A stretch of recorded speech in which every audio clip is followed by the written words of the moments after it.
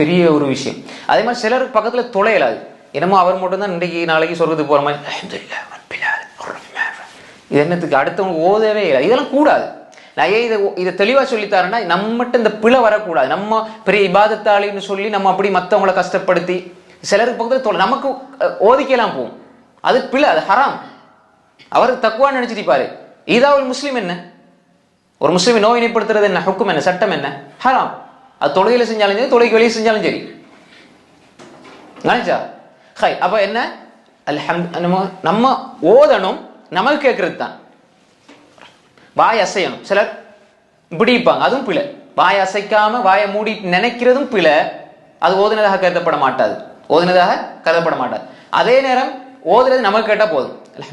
நம்ம ஓதும்போது நமக்கு கேட்கணும், அப்படி ஓதும். அதே மாதிரி இது கூடாது, இது பிழை.